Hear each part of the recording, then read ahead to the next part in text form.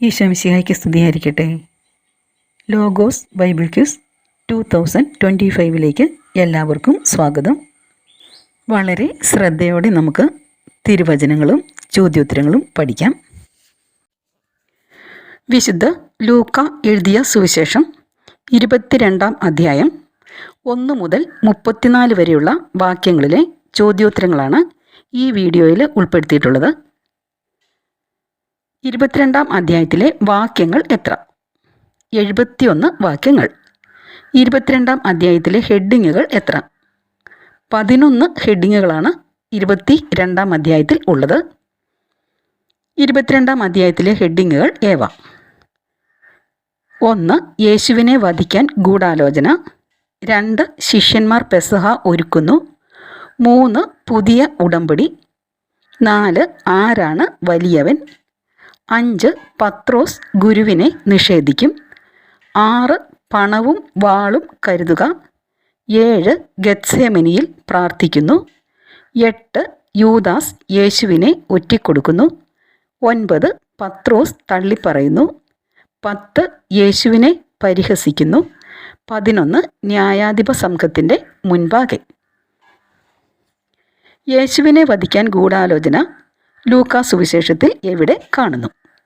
22 അധ്യായം 1 മുതൽ 6 വരെയുള്ള 6 വാക്യങ്ങളിൽ. 22-1 എഴുതുക. പെസഹ എന്ന് വിളിക്കപ്പെടുന്ന പുളിപ്പില്ലാത്ത അപ്പത്തിൻ്റെ തിരുനാൾ അടുത്തു. പെസഹ എന്ന് വിളിക്കപ്പെടുന്ന പുളിപ്പില്ലാത്ത അപ്പത്തിൻ്റെ തിരുനാൾ അടുത്തപ്പോൾ അവനെ എങ്ങനെ വധിക്കാമെന്ന് അന്വേഷിച്ചുകൊണ്ടിരുന്നത് ആര്? പുരോഹിതന്മാരും നിയമജ്ഞരും.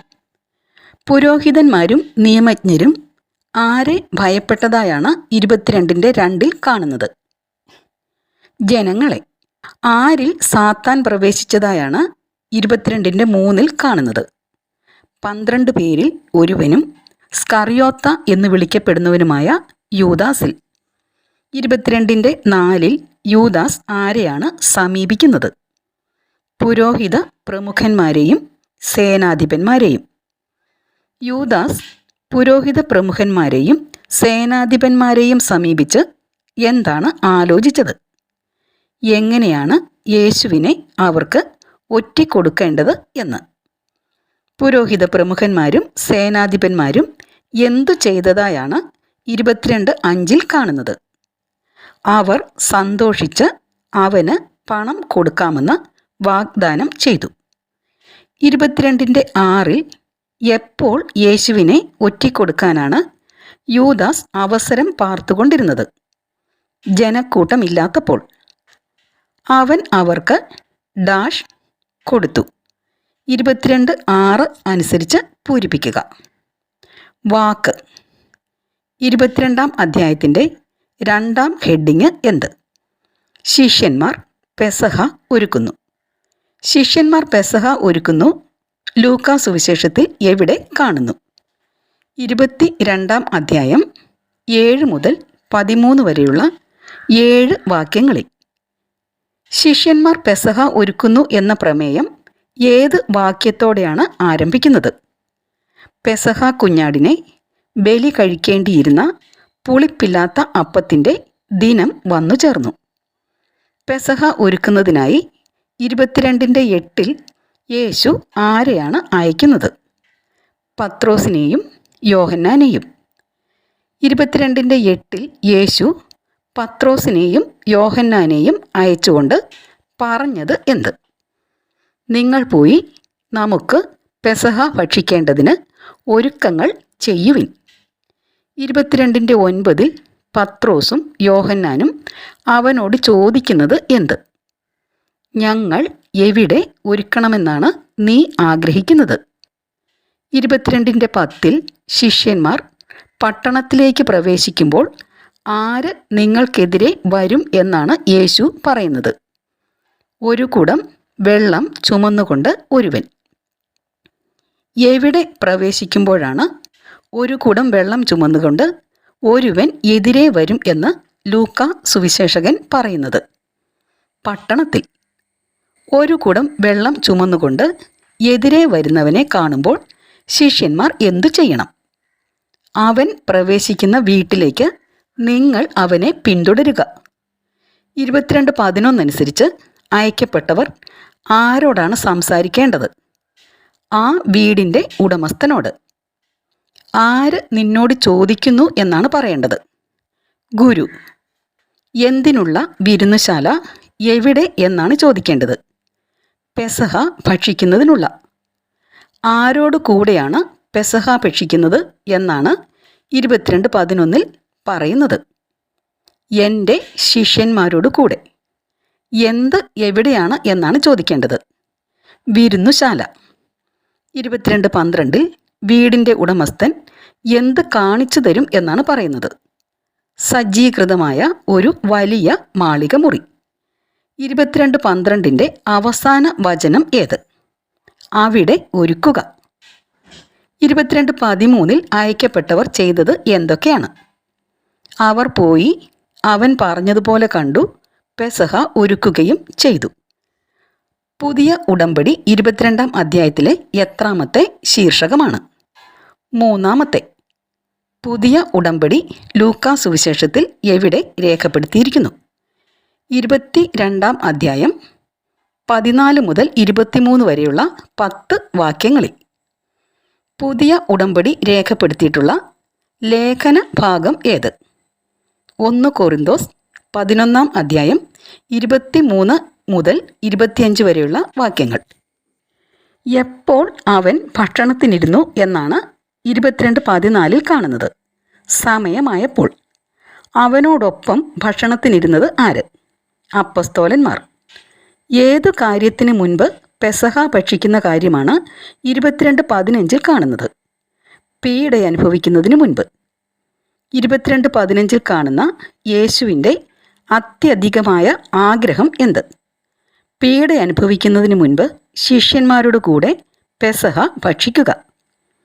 എന്നുവരെ ഞാൻ ഇനി ഇത് ഭക്ഷിക്കുകയില്ല എന്നാണ് 22:16 കാണുന്നത്?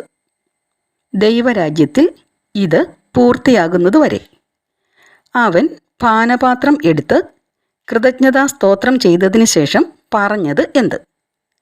ഇത് വാങ്ങി നിങ്ങൾ പങ്കുവയ്ക്കുവിൻ. എന്തു ചെയ്തതിന് ശേഷമാണ് ഇത് വാങ്ങി നിങ്ങൾ പങ്കുവയ്ക്കുവിൻ എന്ന് അവൻ പറഞ്ഞത്? പാനപാത്രം എടുത്ത് കൃതജ്ഞതാ സ്തോത്രം ചെയ്തതിന് ശേഷം. എപ്പോൾ മുതൽ എപ്പോൾ വരെ മുന്തിരിയുടെ ഫലത്തിൽ നിന്ന് ഞാൻ പാനം ചെയ്യുകയില്ല എന്നാണ് 22:18 യേശു പറയുന്നത്? ഇപ്പോൾ മുതൽ ദൈവരാജ്യം വരുന്നതുവരെ. ഇപ്പോൾ മുതൽ ദൈവരാജ്യം വരുന്നതുവരെ എന്തു ചെയ്യുകയില്ല എന്നാണ് 22:18 പറയുന്നത്? മുന്തിരിയുടെ ഫലത്തിൽ നിന്ന് ഞാൻ പാനം ചെയ്യുകയില്ല. 22:19 യേശു എന്തു ചെയ്തതിന് ശേഷമാണ് അപ്പം അവർക്ക് കൊടുത്തത്? അപ്പം എടുത്ത് കൃതജ്ഞതാ സ്തോത്രം ചെയ്ത് മുറിച്ചതിന് ശേഷം. അപ്പം എടുത്ത് ശിഷ്യന്മാർക്ക് കൊടുത്ത ശേഷം ഇത് എങ്ങനെയുള്ള എൻ്റെ ശരീരമാണ് എന്നാണ് യേശു പറയുന്നത്? നിങ്ങൾക്ക് വേണ്ടി നൽകപ്പെടുന്ന. എന്തിനു വേണ്ടി ഇത് ചെയ്യുവിൻ എന്നാണ് 22:19 കാണുന്നത്? എൻ്റെ ഓർമ്മയ്ക്കായി. 22:19 അപ്പമെടുത്ത് കൃതജ്ഞതാ സ്തോത്രം ചെയ്ത് മുറിച്ച് അവർക്ക് കൊടുത്തുകൊണ്ട് അരുളി ചെയ്തത് എന്ത്? ഇത് നിങ്ങൾക്ക് വേണ്ടി നൽകപ്പെടുന്ന എൻ്റെ ശരീരമാണ്, എൻ്റെ ഓർമ്മയ്ക്കായി ഇത് ചെയ്യുവിൻ. 22:20 അപ്രകാരം തന്നെ അത്താഴത്തിന് ശേഷം അവൻ പാനപാത്രം എടുത്തുകൊണ്ട് അരുളി ചെയ്തത് എന്ത്? ഈ പാനപാത്രം നിങ്ങൾക്ക് വേണ്ടി നൽകപ്പെടുന്ന എൻ്റെ രക്തത്തിലുള്ള പുതിയ ഉടമ്പടിയാണ്.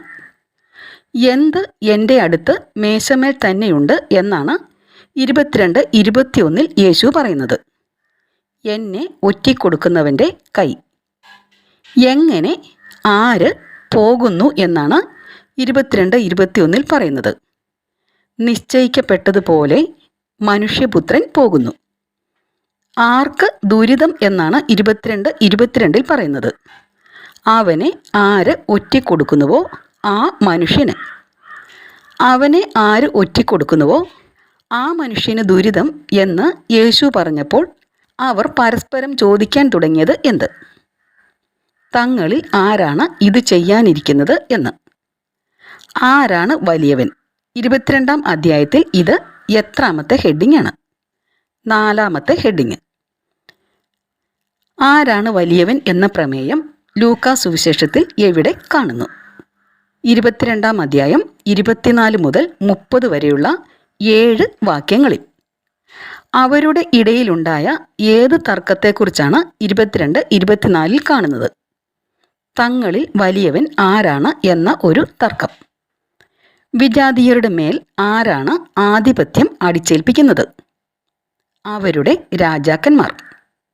വിജാതീയർ ആരെയാണ് ഉപകാരികളായി കണക്കാക്കുന്നത്? തങ്ങളുടെ മേൽ അധികാരം ഉള്ളവനെ. എന്നാൽ നിങ്ങൾ അങ്ങനെ ആയിരിക്കരുത്. 22-26 അനുസരിച്ച് പിന്നെ എങ്ങനെ ആയിരിക്കണം? നിങ്ങളിൽ ഏറ്റവും വലിയവൻ ഏറ്റവും ചെറിയവനെ പോലെയും അധികാരമുള്ളവൻ ശുശ്രൂഷകനെ പോലെയും ആയിരിക്കണം. ആരാണ് വലിയവൻ എന്ന് ചോദിച്ച ശേഷം താരതമ്യം ചെയ്യാനായി യേശു തരുന്ന 2 പേർ ആരെല്ലാമാണ്? 1 ഭക്ഷണത്തിനിരിക്കുന്നവൻ, 2 പരിചരിക്കുന്നവൻ.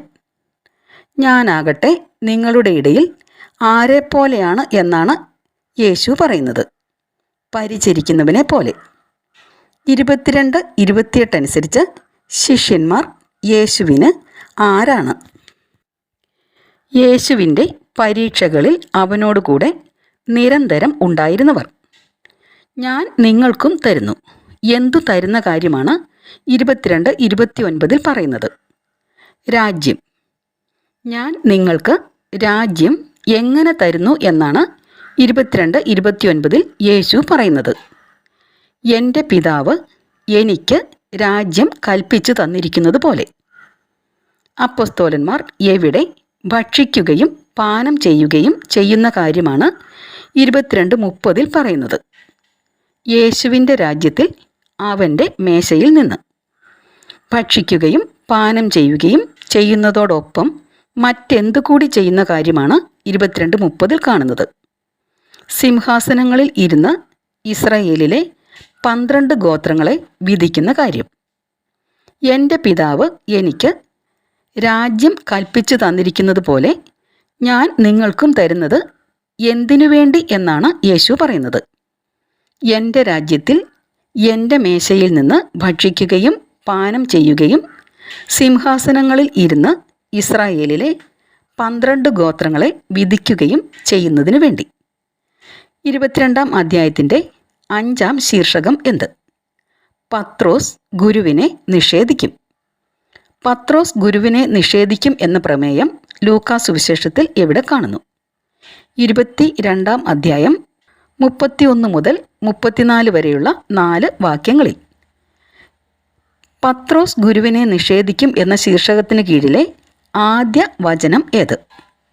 ശിമയോൻ ശിമയോൻ, ഇതാ സാത്താൻ നിങ്ങളെ ഗോതമ്പ് പോലെ പാറ്റാൻ ഉദ്യമിച്ചു. 22-32 യേശു പത്രോസിനു വേണ്ടി പ്രാർത്ഥിച്ചത് എന്തിന്? വിശ്വാസം ക്ഷയിക്കാതിരിക്കാൻ. ശിമയോൻ തിരിച്ചു വന്ന് എന്ത് ചെയ്യണം എന്നാണ് 22-32 പറയുന്നത്? സഹോദരരെ ശക്തിപ്പെടുത്തണം. 22-33 താൻ എന്തിന് തയ്യാറാണ് എന്നാണ് ശിമയോൻ പറയുന്നത്? കർത്താവിനോട് കൂടെ കാരാഗ്രഹത്തിലേക്ക് പോകാനും മരിക്കാൻ തന്നെയും. 22-33 ശിമയോൻ യേശുവിനെ സംബോധന ചെയ്യുന്നത് എങ്ങനെ? കർത്താവേ എന്ന്. 22-34 യേശു പത്രോസിനോട് പറയുന്നത് എന്ത്? പത്രോസേ, ഞാൻ നിന്നോട് പറയുന്നു, നീ എന്നെ അറിയുകയില്ല എന്ന് 3 പ്രാവശ്യം നിഷേധിച്ച് പറയുന്നതിന് മുൻപ് ഇന്ന് കോഴി കൂവുകയില്ല. ഇത് ഒരു വലിയ അധ്യായമായതുകൊണ്ട് പകുതി വാക്യങ്ങളിലെ ചോദ്യോത്തരങ്ങളാണ് ഈ വീഡിയോയിൽ ഉൾപ്പെടുത്തിയിട്ടുള്ളത്. എല്ലാവരും നന്നായിട്ട് പഠിക്കുക. എല്ലാവർക്കും പഠിക്കാൻ ആവശ്യമായ എല്ലാ സാഹചര്യങ്ങളും ലഭിക്കട്ടെ എന്ന് പ്രാർത്ഥിക്കുന്നു. Best wishes. God bless you.